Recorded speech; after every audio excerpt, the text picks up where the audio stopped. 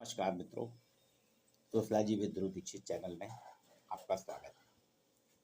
एक गुलाब कोठारी जी हैं, शिक्षाविद और समाजसेवी। पत्रिका समाजशास्त्र पत्र के आधारस्तंभ।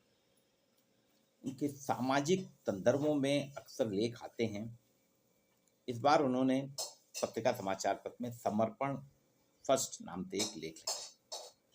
इस लेख को जब मैंने पढ़ा तो इसमें बहुत ही बढ़िया हमारी पारिवारिक व्यवस्था की चर्चा की। आपने स्त्री पुरुष के सशक्तिकरण, महिला सशक्तिकरण, पुरुषों और स्त्रियों के संबंधों, परिवार व्यवस्था, इन सभी पर बेबाक टिप्पणी की। वो कहते हैं हमारा जो परिवार है उसका अपना एक संविधान है। जिस तरह से देश को चलाने के लिए व्यक्ति ने संविधान बनाया, वैसे ही परिवार व्यवस्था को चलाने के लिए, समाज को चलाने के लिए व्यक्ति ने भी संविधान बनाया। और ये परंपरा जो है परिवार में सदियों से चली आ रही है। लेकिन शिक्षा रूपी अस्त्र ने हमारे संयुक्त परिवार को तोड़ा और परिवार के संविधान को भी तोड़ता चला जा रहा है। एकल परिवारों में जीने वालों के लिए परंपराएं जो थी, हमारी ट्रेडिशन, परंपराएं, रीतियां, अब वो बाधा बन गई है। समाज व्यवस्था पर नए सिरे से आक्रमण होने लगा है। व्यक्ति इकाई बनकर सामने आया, जबकि समाज इकाई होता था, लेकिन अब व्यक्ति इकाई बन गया है, यूनिट बन गया है।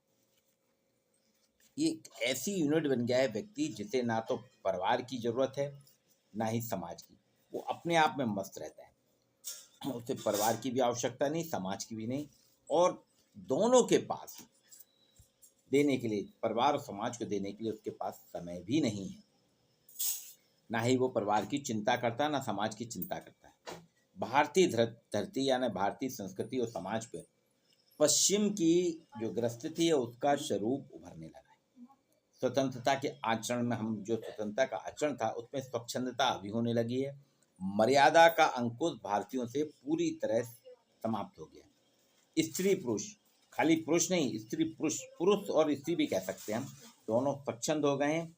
जीवन हमारा बिखर गया है, ना किसी का, ना मेरा, ना आपका, कोई नहीं, ये स्थिति हो गई है। प्रकृति में कोई भी प्राणी, कोठारी जी कहते हैं, व्यक्तिगत इकाई बनकर जी सकता है। ये कभी सोचा है आपने? और वही हो रहा है कि आज हर व्यक्ति व्यक्तिगत इकाई बनकर जीना चाह रहा है। आप बताइए, कोई अपनी मर्जी से पैदा होता है? कोई अपनी मर्जी से मर सकता है? कोई अपनी मर्जी से बीमार पड़ सकता है? क्या हम अपनी मर्जी के अनुरूप संतान पैदा कर सकते हैं? जीवन साथी हम अपनी मर्जी से पा सकते हैं? प्रकृति में केवल आप पूर्व कर्मों के फल भोगते हैं। गीता में साफ लिखा है कि आप जैसा करेंगे आपको वैसा ही फल मिलेगा। इसमें किसी की मर्जी नहीं चलती है। मैं जो काम करूंगा मुझको वैसा ही फल मिलेगा, मेरे कर्म के अनुरूप मुझे फल मिलते हैं। इसमें किसी की मर्जी, मेरी मर्जी भी नहीं चलती, ना मेरे घर वालों की मर्जी चलती है। मेरे कर्म का फल मेरी मर्जी से मुझे नहीं मिलता। इसके लिए मेरा प्यारा, मेरी नियत, मेरी आशाएं, बाधाएं मिलके कर्म का फल तय करती हैं। जो फल मिलना है उसमें मेरा प्रारब्ध रहेगा, मेरी नियत रहेगी, मेरी आस्था रहेगी, मेरी बाधाएं मिलके बनाती हैं। मुझे किस किस के साथ कर्मों का फल चुकाना है, कर्मों का हिसाब चुकाना है, वैसी ही मेरी प्रतिक्रिया होती है और वैसी ही मेरे प्रति दूसरों की प्रतिक्रिया होती है। क्योंकि हम आत्मभाव में 84 योनियों में पैदा होते हैं। एक मनुष्य अकेला है। अब आप देखिए, मानव का, भारत में कहा गया है, भारतीय संस्कृति में भारत में जन्मे मानव का एक विशेष अधिकार होता है। शिक्षा के साथ साथ जैसे जैसे हमारे यहाँ पश्चिमी सभ्यता आती गई, पश्चिमी संस्कृति आती गई, ये भारत में ये सारी जो वार्ताएं हैं, सारे अवधारणाएं समाप्त होती गई। अब हमारा जीवन जो है, हमारी जीवन शैली जो है, कर्म प्रधान नहीं रही, हमारी जीवन भोग प्रधान हो गई है। हमारा जीवन भोग प्रधान, हम सब खाना पीना भोग करना चाहते हैं। हमारी जिंदगी पूरी भोग में बीत रही है। कर्म, कर्मफल और पुनर्जन्म के जो मूल दर्शन थे, उनसे हमारी आस्था धीरे धीरे खत्म होती जा रही है। प्रकृति के प्रति हमारा निमित्त भाव नहीं रहा है। कृष्ण ने कहा भी था कि अपने कर्म मुझे समर्पित कर दो, तो आज यह बात किसी के कान में जाएगी? किसी के नहीं। अब घर हो, व्यवसाय हो, जब व्यक्ति स्वयं को कर्ता मान लेता है, हम अपने घर में, व्यवसाय में, समाज में जब स्वयं को कर्ता मान लेते हैं तो आप देखें अकेला पड़ने लगता है। जब तक परिवार को, अपने समाज का, अपने परिवार का कर्ता मानता है, एक सदस्य मानता है, तो सब रहते हैं। लेकिन जब वो स्वयं को कर्ता मान लेता है, अकेला जीना चाहता है, तो अकेला पड़ जाता है। उसके जीवन की डोर, उसकी बुद्धि के, हमारी बुद्धि जो है, जब हम अकेले जीना चाहते हैं तो हमारे जीवन की डोर हमारी बुद्धि के हाथ में आ जाती है और हम में श्रेष्ठता का भाव पनपने लगता है और हम दूसरे को छोटा मान लेते हैं। बहुत बढ़िया बात की है कोठारी जी ने कि जब जब हमारे उसमें बुद्धि हावी होती है, हमारा जो बुद्धि, हमारी जीवन की डोर बुद्धि के हाथ में आती है, तो हम में एक श्रेष्ठता का भाव कि मैं तो श्रेष्ठ हूँ, मुझसे श्रेष्ठ कोई नहीं है और बाकी सब मेरे सामने तुच्छ हैं, छोटा मान बैठते हैं और प्रकृति के नियमों को हम चुनौती देने लगते हैं। बस यहीं से हम प्रकृति के नियमों को चुनौती देते हैं। मन के संकीर्ण होने से उनका भाव, जो हमारा व्यवहार है, सिमटने लगता है। आकांक्षाएं बढ़ने लगती हैं, अपेक्षाएं बढ़ने लगती हैं, अवसाद, निराशा, प्रतिशोध का मार्ग धीरे धीरे प्रशस्त होने लगता है। वही आज भारतीयों में हो रहा है कि आप देखिए 20-20 साल के बच्चों को हार्ट अटैक आ रहा है, क्योंकि वो अपने आप को श्रेष्ठ समझ रहे हैं। श्रेष्ठ समझने और दूसरों को निकृष्ट समझने, श्रेष्ठ समझने के चक्कर में हो क्या रहा है कि उनकी अपेक्षाएं, आकांक्षाएं बढ़ रही हैं। आज हर बच्चा चाहता है मुझको सैलरी नहीं, पैकेज मिले। कैसा पैकेज मिले? 25 लाख का पैकेज मिले, 50 लाख का पैकेज मिले। और जब ये मिल जाता है तो फिर वो सोचता है कि मेरे पास बढ़िया सी एसयूवी हो, मर्सिडीज हो और फ्लैट हो। जब ये सब चीज़ें करते हैं तो आप लेते हैं ईएमआई के चक्कर में, जब फंसता है तो उसमें अवसाद, निराशा, प्रतिशोध, क्योंकि आपकी सैलरी फिक्स है। अगर कंपनी ने आपको फायर कर दिया, फायर यानी अलग कर दिया, तो आपकी ईएमआई आपके लिए चुनौती बन जाती है और फिर बच्चे, हमारे युवा जो हैं, अवसाद, निराशा, प्रतिशोध की ओर बढ़ने लगते हैं और फिर हार्ट अटैक का शिकार होते हैं या आत्महत्या की ओर बढ़ने लगते हैं।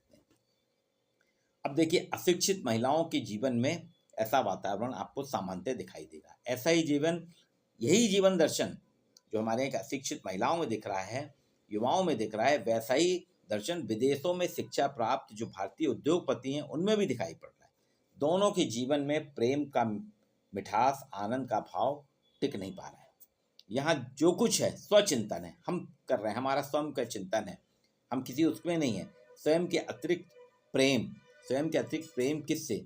ये सब उन्नत किस्म के जैविक बीज हैं जिनका आश्रय कोल्ड स्टोरेज में है, वही ये सब पूर्वक दफन हो जाते हैं। अब एक शिक्षित महिला को देखिए आप, जो आजकल विवाद चल रहा है हमारे यहाँ, वो गुलाब कोठारी जी ने स्पष्ट कहा, वो कोई महिला विरोधी नहीं है, महिलाओं के फेवर की बात की है, लेकिन उसको कितनी समर्पण के रूप में समझाया कि शिक्षित महिला जो कामकाजी है उसको समर्पण शब्द लगता है।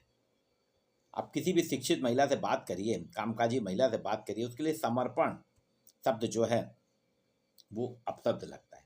वुमेन्स लिप, महिला सशक्तिकरण, वुमेन्स लिप की जो अवधारणा चली है, बराबरी के अभियान के मूल में यही अवधारणा है कि समर्पण नहीं करना हमें, क्योंकि उन्होंने स्वयं को एक इकाई मान लिया है, अपने आप को इंडिविजुअल इकाई मान लिया है। और जब इकाई की पूर्णता स्त्री पुरुष के युगल में निहित थी, तो ना केवल स्त्री और ना ही पुरुष, दोनों में मिक्स थी। लेकिन अब स्त्री अपने आप को अलग मान रही है कि उसकी अवधारणा है कि मैं तो स्वतंत्र हूँ, मैं अपने आप सब कुछ कर सकती हूँ। जब पहले तो दोनों मिलके करते थे, अब ना अकेली स्त्री ना ही अकेले पुरुष में। इस सिद्धांत की सृष्टि के सभी प्राणियों पे समान रूप से सिद्धांत लागू होता है। वुमेन्स लिप जैसे अभियान ने, जो वुमेन्स लिप का अभियान आपकी 18वीं सदी से चालू हुआ था ब्रिटेन और अमेरिका से, उस अभियान ने प्रकृति के सिद्धांत को चुनौती दे डाली। प्रकृति का सिद्धांत है महिला पुरुष दोनों मिलके करेंगे, लेकिन वुमेन्स लिप कहता है कि महिलाएं अपने आप सब कुछ करेंगी, पुरुषों के साथ समर्पण नहीं करेंगी, पुरुषों को समर्पित नहीं होंगी। ये प्राकृतिक नियम है, नेचुरल लॉ है, जिसको वो चैलेंज कर रही है। स्त्रियों ने पुरुष की भूमिका पर अतिक्रमण कर दिया, एनक्रोचमेंट कर रही हैं स्त्रियां पुरुष की भूमिका पे। स्त्रैण भाव जो होता है, स्त्रीत्व का भाव है, वो संस्कृति से हमारी अलग हो गया है। वे भी पुरुषों की तरह जीने लगे। आज महिलाएं पुरुषों की तरह जी रहे हैं। आप मेट्रो सिटीज़ में जाइए, देखिए महिलाएं जो हैं पुरुषों के समान जीवन जी रही हैं। और उससे क्या हो रहा है, पुरुषों की तरह जीवन जीने के कारण स्त्रैण भाव, स्त्रीत्व का भाव खत्म होने से आए दिन टकराव बढ़ रहा है, आपके बीच में कॉन्फ्लिक्ट पैदा हो रहा है, संघर्ष पैदा हो रहा है, परिवार में घर बिखर रहे हैं, अहंकार का तांडव पूरे विश्व ने देख रहा है कि अहंकार का कैसा तांडव चल रहा है। व्यवहार की यही गणना समलैंगिकता को गति देने का कारण बनी है। जो समलैंगिकता की बात चल रही ना, वो पुरुषों के प्रति जो घृणा का भाव है उसने समलैंगिकता को बढ़ावा दिया। विकसित देशों में स्त्री पुरुष के बीच नफरत का दौर निरंतर बढ़ता जा रहा है, वही दौर अब हमको भारत में भी देखने को मिल रहा है। विदेशों में तो चलन था, लड़कों ने शादी करने से मना कर दिया। लड़के बोलते हैं, पुरुष कहते हैं हमें शादी नहीं करना, वो साफ कहते हैं, उनका उनका जो ब्रह्म सूत्र है, आइडियोलॉजी है, आओ रहो और चली जाओ। वो महिलाओं से साफ उनकी भावना है कि आप आइए, मेरे साथ रहिए और चली जाइए। ये उनका नारा है, इनकी उसको बुलंद कर रहे हैं। अब इसका क्या, अब अगर इस नारे को अगर अपन देखें, स्त्रियाँ जो बोल रही हैं समर्पण की बात करती हैं, हम समर्पण नहीं करेंगे पुरुष के सामने, हम स्वतंत्र रहेंगे, हमारा अपना अस्तित्व है। अब ये पुरुषों का जो वेस्टर्न जो नारा है, पश्चिमी सभ्यता का है, आओ रहो और चली जाओ, ये किसी महिला के लिए अभिशाप नहीं है क्या? आप इस अभिशाप को झेलने के लिए, इस अभिशाप को स्वीकार कर रही हैं क्या? अब इसका प्रभाव क्या हो, देखिए लड़कियां जो है, इसके कारण हो क्या रहा है, स्वतंत्रता की बात जो आ रही है, लड़कियां मुक्त भाव में भी उन्मुक्त भाव से बाहर निकलकर लड़कों के बीच उतरने लगी। ये पश्चिमी सभ्यता थी जो हमारे यहाँ भारत में हो रही है, खासतौर से भारत के दिल्ली, गुड़गांव, आपके महाराष्ट्र के मुंबई, पुणे, कोल्हापुर, अहमदाबाद, राजकोट, बड़ौदा, बेंगलोर, इन सभी शहरों में सामान है। इसमें जबलपुर भी पीछे नहीं है, भोपाल भी पीछे नहीं, जबलपुर, भोपाल, इंदौर भी मध्य प्रदेश में इसी का अनुसरण कर रहे हैं। इस माहौल की स्वच्छंदता में स्त्री बलात्कारों की भेंट चढ़ना शुरू हो गई है। रोज आप पेपर पढ़िए, स्त्रियां ही बलात्कार की भेंट चढ़ रही हैं।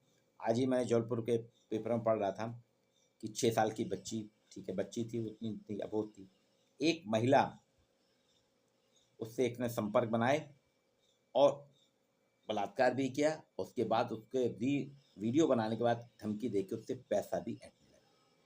एक और महिला के साथ बलात्कार हुआ, वो इतनी त्रस्त हो गई, उसने आके जहर खा लिया और मर गई। ये आज की रोज आपको समाचार पत्रों में महिलाओं के साथ बलात्कार की घटनाएं मिल रही हैं।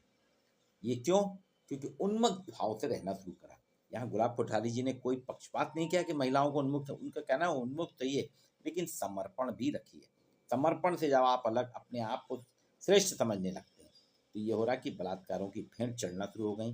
समय के साथ स्त्री शरीर सभ्य समाज में विकास की मुद्रा बन गया है, वो डेवलपमेंट की करेंसी बन गया है। समर्पण कहीं तो खोना ही था ना, वो कह रहे हैं समर्पण होना था, यहाँ हो या चाहे वहाँ हो रहा है। तो ये जो समर्पण शब्द को जो महिलाओं ने अपशब्द समझा और वुमेनशिप की बात की, बराबरी की बात की, बराबरी करिए, बराबरी करना भी चाहिए, स्त्री पुरुष दोनों बराबर हैं, आगे बढ़िए, लेकिन बराबरी के उसमें आप अगर अपने परिवार को अलग कर रही हैं, परिवार पे वो अगर सामूहिकता की बात नहीं कर रही, सामूहिकता से अलग हो रही, पारिवारिक संबंधों से अलग हो रही हैं, परिवार के साथ नहीं रहना चाहती, अकेले रहना चाहती हैं, अपने आप को ही सब कुछ मान रही हैं, अपने आप को एक सेल्फ यूनिट मान रही हैं, तो सेल्फ यूनिट के दुष्परिणाम धीरे धीरे धीरे हमारे समाज में बढ़ रहे हैं और नैतिकता खत्म होती जा रही है। भारतीय समाज पश्चिमी समाज की तरह, पश्चिमी समाजों, पश्चिमी सभ्यता की तरह अनैतिकता की ओर बढ़ रहा है और आने वाले दिनों में भारतीय संस्कृति जो एक विश्व की सबसे श्रेष्ठ संस्कृति थी, उसकी श्रेष्ठता अपने आप समाप्त हो जाएगी। इस पे आप भी चिंतन करिए। गुलाब कोठारी जी ने पत्रिका समाचार संडे के जो था पत्रिका, उसमें समर्पण एक दिया, उनका अगली सीरीज है वो लगातार देते रहेंगे, लेकिन बहुत बढ़िया उन्होंने वक्तव्य रखा। उन्हीं के बताए हुए उन्होंने जो लेख दिया है समर्पण एक, उसी से कुछ नटशेल मैंने लेके और समाजशास्त्री दृष्टि से इसको प्रस्तुत किया है। इस पे आप चिंतन करिए, मनन कीजिए।